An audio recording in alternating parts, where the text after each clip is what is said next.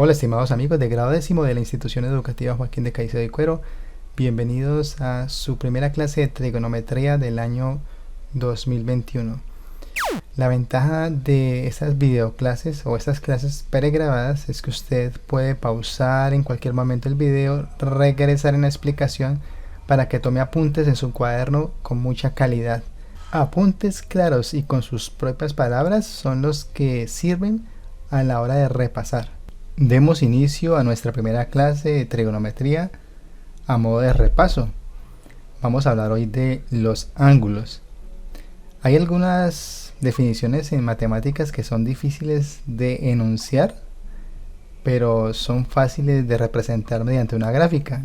Algo así como: yo no le puedo decir exactamente que es una línea recta, pero se la puedo dibujar. Entonces lo mismo pasa con los ángulos. Vamos a empezar desde cero.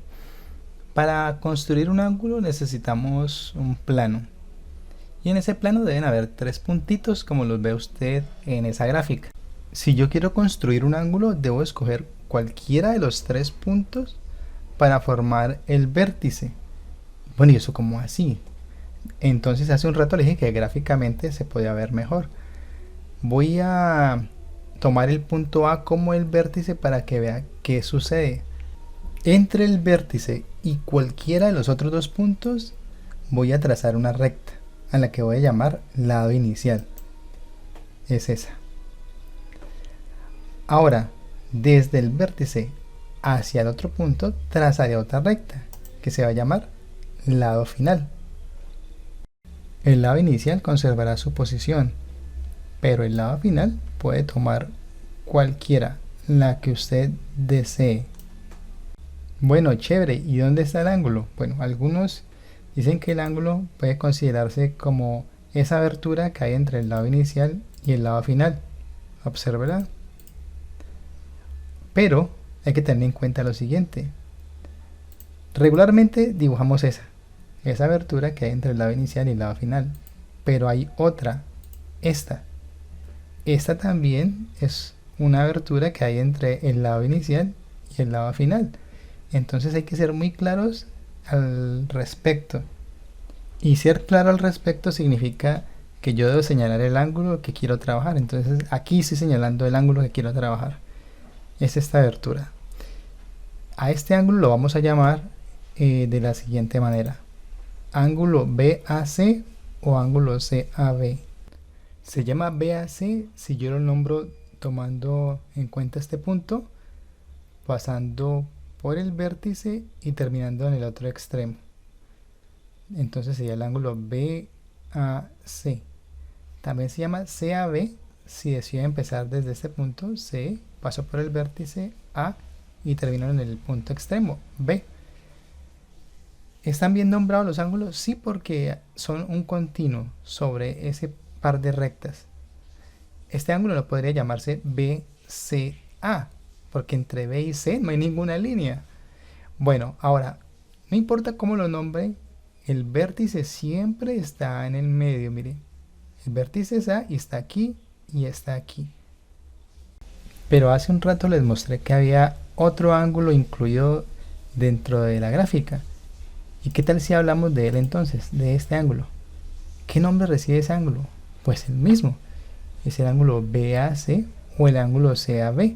Por eso les digo que lo importante es que usted defina cuál de los dos va a usar y se refiere a él. Si nos referimos a los puntos en el plano, este es el ángulo BAC o CAB. Pero si nos referimos a esta aberturita, ese puede llevar otro nombre. Puede llamarse alfa, beta, gamma, epsilon, como una letra griega. En este caso, vamos a llamar a ese ángulo el ángulo alfa. Y los ángulos se miden en grados sexagesimales. Por lo tanto, no se me ponga nervioso con esos nombres extraños. Este ángulo alfa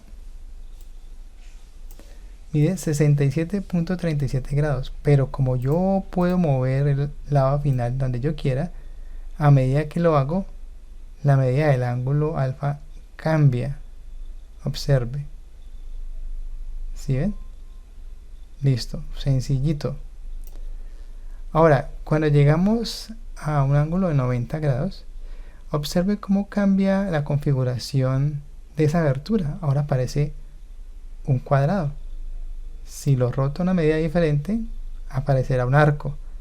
Pero si el ángulo es de 90 grados, aparecerá este cuadrado. Entonces, cada vez que usted ve este cuadradito, están haciendo referencia a un ángulo de 90 grados. Algo importante que usted debe saber es que estos ángulos de 90 grados también se denominan ángulos rectos. Entonces, cada vez que usted vea ese tipo de ángulos, usted sabe que es un ángulo recto porque su medida es 90 grados. Hace un rato le dije que aquí habían dos ángulos. El otro ángulo es este, al que vamos a llamar beta. Y beta en este momento mide 270 grados.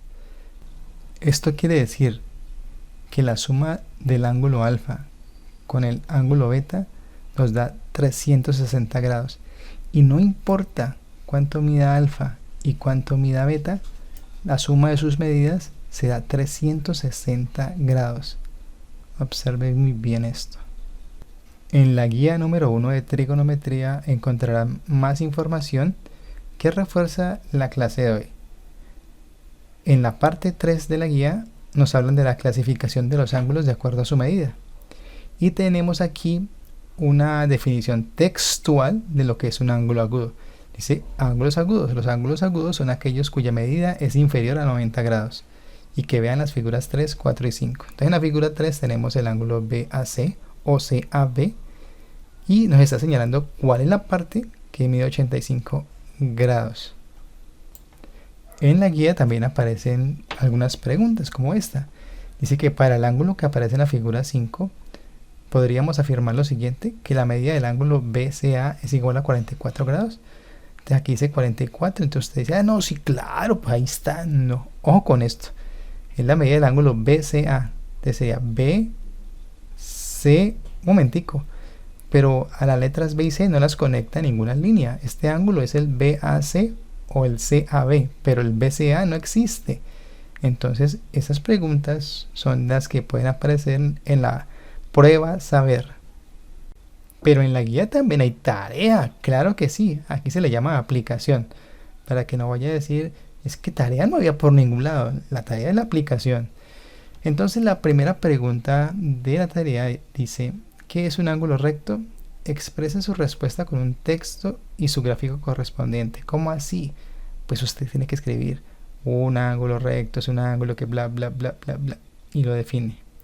Y hace un gráfico de qué es un ángulo recto.